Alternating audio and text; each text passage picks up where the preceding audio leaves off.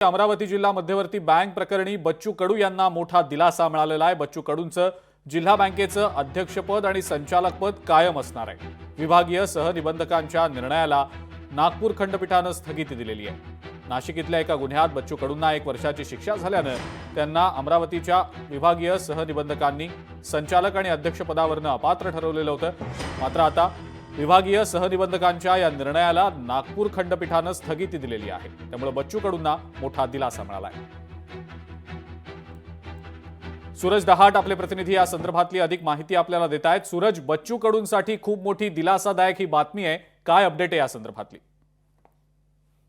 पण जर पाहिलं तर बच्चू कडू जे आहे अमरावती जिल्हा मध्यवर्ती बँकेचे अध्यक्ष आहे आणि त्यांना जर पाहिलं तर नाशिकमध्ये एका प्रकरणामध्ये त्यांना 1 वर्षाची शिक्षा सुनावली होती। त्याच अनुषंगाने विभागीय सहनिबंधकाने त्यांना संचालक आणि अध्यक्ष पदावरून जे आहे अपात्र केलं होतं। त्या विभागीय सहनिबंधकाच्या निर्णयाविरोधात जे आहे बच्चू कडूंनी नागपूर हायकोर्टामध्ये धाव घेतलेली होती आणि एकूणच जर पाहिलं तर बच्चू कडूंना पूर्णपणे दिलासा मिळालेला आहे। बच्चू कडूंचं अध्यक्ष आणि संचालक पद नागपूर हायकोर्टानं कायम ठेवलं, त्यावर निश्चितच बच्चू कडू यांना हा मोठा दिलासा मानला जातोय। अलीकडे जर आपण पाहिलं तर नुकतंच अन्नत्याग आंदोलन केल्यामुळे कुठेतरी सरकारने माझ्यावर दबाव आणण्यासाठी किंवा मला अडचणीत आणण्यासाठी हा डाव रचल्याचा आरोप केला होता आणि त्याच अनुषंगाने जर पाहिलं एका मंत्र्याच्या जो सहाय्यक निबंधक आहे इथून बदली करून गेले, त्यांच्या दबावाला बळी पडून तो माझ्या विरोधात निकाल दिला होता, अशीही प्रतिक्रिया बच्चू कडूंनी दिली होती। मात्र आपण जर पाहिलं तर विभागीय सहनिबंधकाच्या निर्णयाला जे आहे नागपूर हायकोर्टाने स्थगिती दिली आहे आणि बच्चू कडूंचं अध्यक्ष आणि संचालक पद जे आहे कायम असणार आहे। ठीक आहे। आपल्या सोबत स्वतः बच्चू कडू आहेत सध्या फोन लाईनवरनं।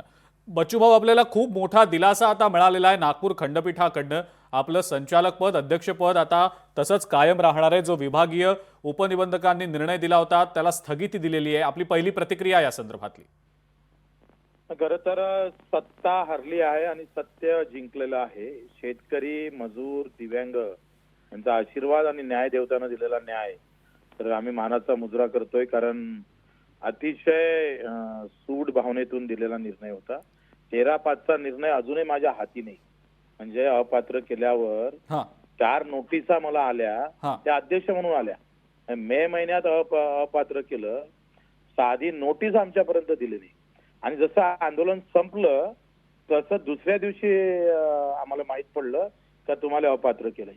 म्हणजे काय चाललंय राज्यामध्ये, किती खालच्या स्तरावर जाऊन हे जे काँग्रेसचे काही लोक जिल्हा अध्यक्षासहित भाजपचे स्लीपर सेल म्हणून काम करतं। म्हणजे काही भाजपचे लोक आणि काही काँग्रेसचे लोक एकत्र होऊन हा जो प्रकार केलेला आहे तो न्याय देवताना हाणून पाडला। त्यांचा आभार मानतोय, धन्यवाद देतो। बच्चू भाऊ, पुढची काय नेमकी एकंदरीतच भूमिका असणार आहे? कारण तुमचं आंदोलन देखील यशस्वी झालं होतं, आता तुम्हाला दिलासादायक निर्णय देखील मिळालेला आहे। पुढची नेमकी काय भूमिका असणार आहे?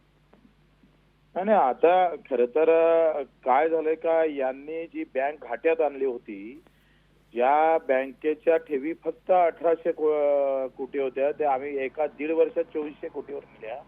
आता या माध्यमातून पुन्हा शेतकऱ्यांना, कारण ठेवी वाढल्यामुळे अधिक जास्त कर्ज आम्ही देऊ शकू आणि नाबार्डला आम्ही हे बँक राज्यातली पहिली जोडली। अधिक लोकांपर्यंत याचं कसं चांगलं काम करता येईल बँकेच्या माध्यमातून। माझे संचालक जे काही आहे तर आम्ही संख्येनं कमी आहोत पण आता भारी आहोत।